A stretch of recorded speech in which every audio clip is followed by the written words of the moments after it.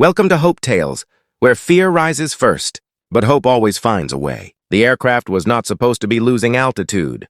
At 37,000 feet, everything should have been calm, predictable, almost boring. The seatbelt sign was off. Cabin lights were dimmed to a soft blue glow. Passengers were half asleep, half lost in movies, music, and quiet thoughts about where they were going and who might be waiting for them on the other side of the journey. Outside the windows, the sky looked endless and harmless. Inside the cockpit, the numbers were wrong. The descent was subtle at first, so subtle that even the autopilot compensated without triggering alarms. A minor correction, a gentle adjustment. Nothing dramatic enough to alert the cabin. Nothing loud enough to wake the people who had leaned their heads against windows or folded blankets over their shoulders. But the altitude indicator kept slipping. The captain noticed it during a routine scan. His eyes paused for half a second longer than usual. He checked again. Then again.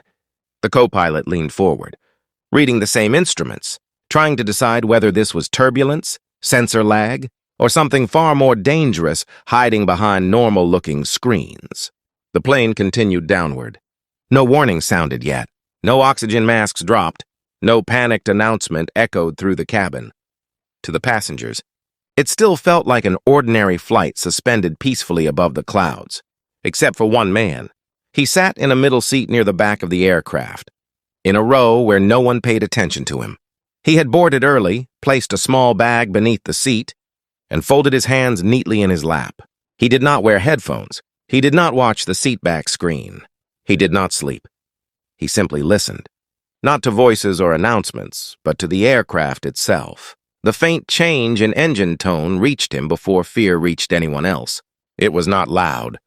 It was not sudden.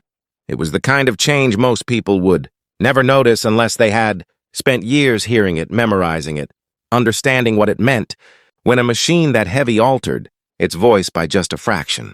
His eyes opened slowly. Around him, nothing had changed. A child a few rows ahead shifted in sleep. A flight attendant passed quietly, adjusting a loose overhead bin. Somewhere in the cabin, a passenger laughed softly at something on a screen. The man remained still. In the cockpit, the descent rate increased. Now it was no longer subtle. The autopilot compensated harder. The engines responded, but not as aggressively as expected.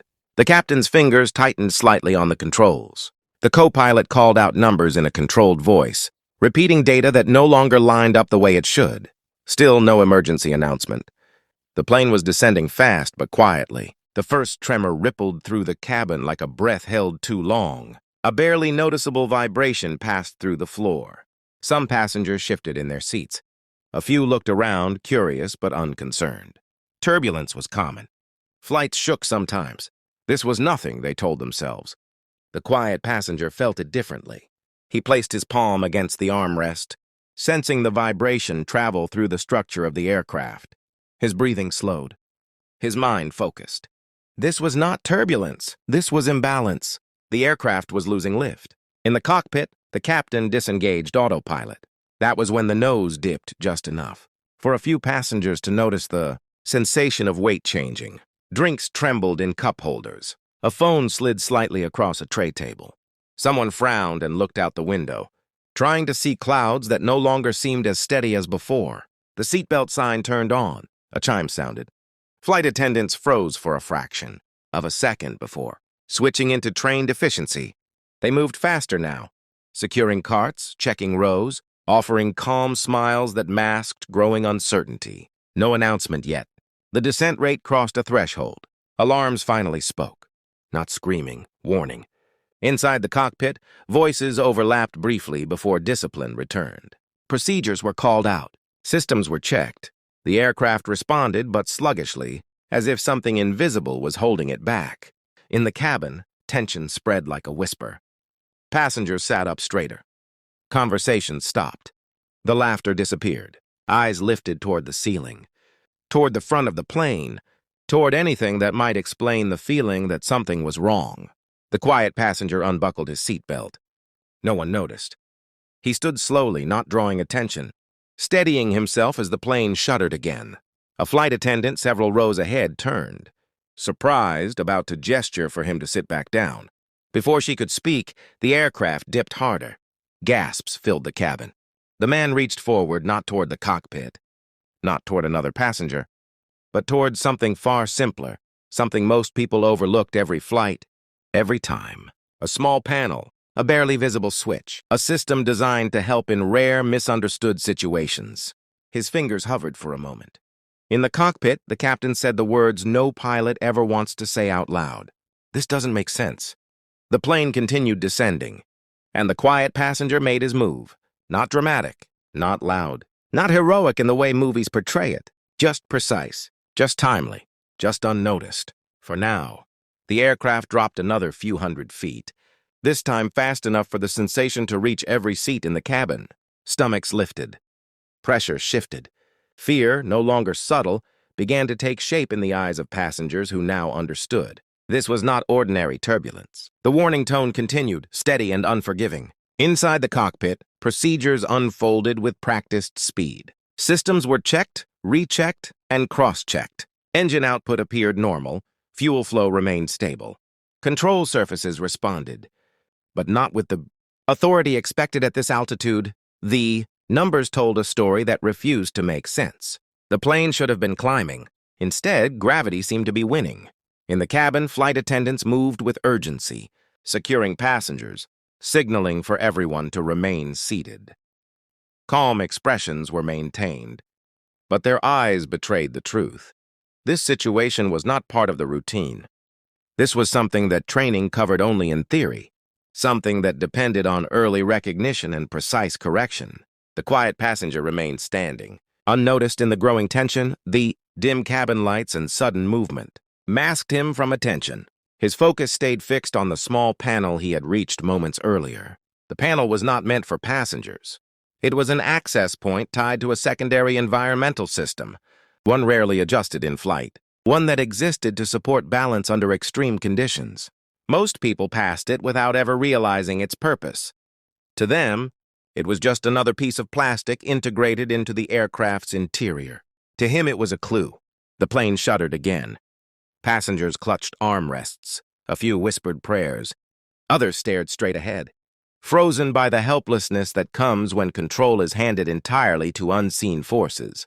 The quiet passenger's memory traced backward through years of experience, not in the cockpit, not in command, but close enough to aircraft, systems to know their logic, close, enough to understand how small misconfigurations could cascade into life-threatening consequences. When altitude, pressure, and automation collided, he did not rush. Rushing led to mistakes. Instead, he observed, the air felt wrong. The pressure change was uneven, subtle but persistent, forcing the aircraft's systems to compensate continuously. Lift was being affected not by engines, but by airflow imbalance. The plane was fighting itself. In the cockpit, the descent rate crossed another invisible line. Emergency checklists expanded. Focus narrowed. Time began to compress. Every second mattered now. Still, no one in the cabin knew why this was happening. The quiet passenger placed his fingertips against the panel, feeling the vibration pass through it. The system behind it was active when it should not have been. A mode designed for a completely different phase of flight was engaged, silently interfering with pressure regulation and airflow management. It was rare, unlikely, almost unheard of, which was why it had gone unnoticed. He adjusted the setting by a fraction, not fully disengaging it, not forcing a sudden change that could shock the system. Just enough to test the response. Nothing dramatic happened. For a terrifying moment, the descent continued. Then, slowly, almost imperceptibly, the rate began to change. In the cockpit, instruments flickered with new data. Numbers stabilized just enough to break the downward momentum. Not a climb, not yet, but the free fall eased. Confusion gave way to cautious awareness. Something had changed. The plane leveled slightly, buying precious seconds. In the cabin, passengers felt the difference before they understood it. The pressure in their ears eased. The violent pull lessened. Fear remained, but it loosened its grip just enough to allow breath to return. No announcement came. The pilots were not ready to promise anything yet. The quiet passenger did not relax. One adjustment was never enough. Systems interacted in layers, and correcting one imbalance often revealed another. He listened again, feeling for the aircraft's response, measuring vibrations, airflow, the subtle hum that now sounded closer to normal. Closer but not safe. He adjusted the panel again, carefully this time, completing the correction he had hesitated to make earlier. The effect rippled forward. In the cockpit, the aircraft finally responded the way it should have minutes ago. Lift increased. Control returned. The descent halted. For the first time since the crisis began, altitude held steady. The pilots moved quickly, capitalizing on the opportunity. With the plane no longer fighting itself, procedures regained their effectiveness. Control inputs produced expected results. Systems that had been overwhelmed moments earlier now cooperated. The danger had not passed, but it had been slowed. In the cabin, the silence was heavy. No one cheered. No one spoke. They waited. The quiet passenger returned to his seat, fastening his belt just as a flight attendant reached his row, finally noticing the movement that had already ended. She paused, scanning him briefly, then continued down the aisle, her attention pulled toward a more urgent call at the front. He went unnoticed again. Minutes passed. The aircraft maintained altitude. Breathing became easier. Muscles loosened. Fear retreated just enough to make room for cautious hope. But the quiet passenger knew the truth. Temporary stability was not salvation. The root cause still had to be identified, isolated, and permanently corrected. What he had done was not a solution. It was a bridge. And bridges were only useful if someone crossed them in time. In the cockpit, a new realization formed as data aligned in a way it had not before. The system logs told a story that finally made sense. A rarely used configuration had activated at the worst possible moment, triggered by a subtle chain of automated decisions. The aircraft had not failed. It had been confused. And now it was listening again. The plane began a controlled climb. Not dramatic, not fast, but steady. In the cabin, a few passengers noticed the change and exhaled in relief. Others closed their eyes, exhausted by fear. No one knew how close they had come to disaster, or how quietly it had been delayed. The quiet passenger leaned back, eyes open, alert still. The hardest part was not over, because soon questions would be asked, and attention would turn toward answers no one expected. The aircraft climbed slowly, as if unsure whether it was truly allowed to rise again. In the cockpit, neither pilot spoke for several seconds. They watched the instruments with the kind of focus that bordered on disbelief, waiting for the numbers to betray them again. Experience had taught them that false recoveries were often more dangerous than obvious failures. A brief stabilization could vanish without warning. But the climb continued. A few hundred feet gained, then another. The captain finally broke the silence, not with relief, but with calculation. The situation had entered what pilots called the decision window, the narrow slice of time where choices determined outcomes long before the ground ever came into view. They could continue climbing and attempt to troubleshoot fully at altitude, or they could divert immediately, descend under control, and land at the nearest suitable airport before the problem returned. Both options carried risk. System data now painted a clearer picture. A rarely used environmental and airflow configuration had activated during cruise, interfering with lift efficiency and creating a silent battle between automation layers. It explained the sluggish response, the uneven pressure, the descent that refused to obey logic. What it did not explain was how the system had corrected itself. No checklist item matched the timing. No cockpit input aligned with the moment stability returned. Something external had changed the equation. The co-pilot scrolled through logs, brow furrowed. The captain compared timestamps. Their eyes met briefly, the unspoken question hanging between them. What changed? They didn't say it aloud, not yet. In the cabin, passengers sensed that the worst had passed. But certainty remained distant. Relief arrived unevenly. Some people whispered. Others stared at the seatback screens, pretending normalcy could be restored by resuming a paused movie. A few still held their breath, afraid that exhaling too deeply might invite disaster back. The quiet passenger remained still. He knew this phase well. The moment after immediate danger, when confidence tried to return too quickly, when systems behaved just long enough to lure humans into trusting them again. He did not celebrate. He listened. The aircraft's voice was calmer now, but not perfect. There was still tension in the hum, still effort where ease should have been. His correction had aligned the system. but it had not addressed the trigger. That caused the misconfiguration in the first place. If conditions repeated, the descent could return. In the cockpit, the captain made the call. They would divert. Not because they had lost control, but because they refused to gamble with borrowed time. An announcement finally echoed through the cabin. The tone was steady, professional, carefully constructed to reassure without revealing how close things had come. Passengers listened in silence. A diversion meant inconvenience, delays, missed connections, change plans. It also meant they were still alive to complain about it. The aircraft turned gently, banking toward an airport that had suddenly become the most important place in the world. As the plane began a controlled descent, this time intentional flight, attendants resumed movement through the cabin. They checked seatbelts, spoke softly, offered water to shaking hands. Training took over where fear had tried to settle. One attendant paused near the quiet passengers' row. She looked at him longer this time, not because he looked panicked, because he looked focused, too focused. Her gaze drifted briefly toward the panel near his seat, then back to his face. Something about the timing, the change in the aircraft's behavior, and his calm presence did not add up. Before she could speak, turbulence rippled through the cabin again. Mild, controlled, but enough to pull her attention away. The descent continued smoothly. In the cockpit, system behavior remained stable. The earlier imbalance did not return. The aircraft responded exactly as expected, a testament to what proper configuration could restore. Still, the unanswered question lingered.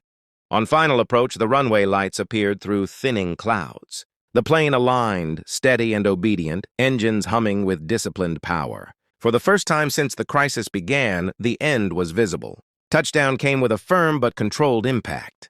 The wheels met the runway. The aircraft slowed. Applause erupted, not wild but emotional. Relief spilled out in claps, laughter, tears wiped away by trembling hands. Strangers exchanged looks of shared survival. Some whispered thanks. Others simply closed their eyes. The quiet passenger exhaled for the first time in what felt like hours. The aircraft taxied safely. Only after the engines powered down did the true weight of what had happened settle over the cockpit. Post-flight analysis began immediately. Logs were reviewed. Data was cross-checked. And then the anomaly appeared. A system change, manual, precise, and perfectly timed, originating not from the cockpit, but from the cabin interface panel. Silence filled the flight deck. The captain leaned back slowly. "That saved us," he said quietly. Attention shifted outward. In the cabin, passengers stood, gathering belongings, eager to leave the metal tube that had nearly betrayed them. Flight attendants moved with gratitude and exhaustion woven together. The same attendant returned to the quiet passenger. This time she spoke. Not with authority, with curiosity and respect. The aircraft rested quietly at the gate, engines silent, lights steady, as if nothing extraordinary had occurred. From the outside, it looked like any other arrival. Inside, however, the air carried the weight of what had almost been lost. Passengers exited slowly, their movements softer than usual. Some wiped their faces. Some clutched phones, already replaying the moment in their minds. Others simply walked in silence, grateful for the solid ground beneath their feet. Fear had loosened its grip, replaced by a fragile sense of survival that felt both heavy and sacred. Near the back of the cabin, the quiet passenger remained seated. He did not rush. He did not seek attention. The urgency that had driven him earlier was gone now, replaced by a calm exhaustion. The aircraft no longer needed him. The system was stable. The danger had passed. Behind the scenes, the truth continued to unfold. Maintenance crews reviewed the data with growing disbelief. The misconfiguration had been real, rare, and dangerously timed. The automated systems had followed logic that made sense only in isolation, not in combination. Layer upon layer had worked against one another, quietly pulling the aircraft downward while everything appeared normal on the surface. What interrupted that chain was not a command from the cockpit. It was a correction from the cabin. A single adjustment, subtle and precise, made with understanding rather than panic. Made at the exact moment when the aircraft still had time to respond. The realization spread through the crew, not as shock but as awe. The flight attendants, now gathered near the front, replayed their own memories. The standing figure near the back. The timing. The unexplained calm. What had seemed insignificant in chaos now felt unmistakable in clarity. The quiet passenger finally stood and reached for his bag. As he turned toward the aisle, eyes met his from every direction. Not with questions, not with demands, with gratitude. He walked forward slowly, past rows of people who had unknowingly shared their fate with him. He did not meet every gaze. He did not need to. What mattered had already happened, unseen and complete. At the aircraft door, the moment paused, not because of ceremony, but because endings carry weight. The quiet passenger stepped into the terminal, becoming once again just another traveler among many. No announcements followed him. No cameras waited. The world did not change its pace, but the people he left behind had. In the days that followed, reports were written and procedures reviewed. Recommendations were updated. Training scenarios were amended to include the rare chain of events that had nearly turned fatal. The system learned, as it always did, from the edge of failure. What could not be written into any manual was the presence of awareness where no one expected it. The aircraft returned to service weeks later, safer than before. Its systems carried the memory of correction, embedded in data and design. Each future flight benefited from the moment someone chose to act rather than assume. The quiet passenger returned to his life. He did not speak publicly. He did not share details. To him, the moment belonged to the air, not to applause. He understood that survival often depended on those who noticed what others missed, and that recognition was not required for impact. Sometimes doing the right thing meant disappearing back into the crowd. For the passengers, the memory lingered longer. Some avoided flying for months. Some flew again immediately, refusing to let fear rewrite their lives. Many carried a quiet respect for the fragile balance that kept them aloft, and for the unknown hands that might steady it when things went wrong. They would never know exactly how close they had come, and that was the gift. The flight was remembered not as a disaster, but as a delay, a diversion, an inconvenience that faded into stories told later, softened by time. Only a few would ever understand that the line between ordinary and irreversible had been crossed, and pulled back in silence. Hope rarely announces itself. It does not always wear uniforms or sit in positions of authority. It does not always arrive with sirens or speeches. Often it looks like someone listening carefully when others are distracted, someone acting quietly when noise would only make things worse. The plane had been descending fast. Not because of failure alone, but because complexity had outpaced awareness. What saved it was not power, nor panic, nor chance. It was attention. The kind that notices patterns instead of screens. The kind that respects systems enough to understand their weaknesses. The kind that moves without waiting to be asked. In a world obsessed with visibility, the flight was saved by someone unseen. And that was enough, because everyone walked away, because the sky released its hold. Because sometimes the greatest acts of hope happen without witnesses, carried only by the knowledge that when the moment came, someone chose to care.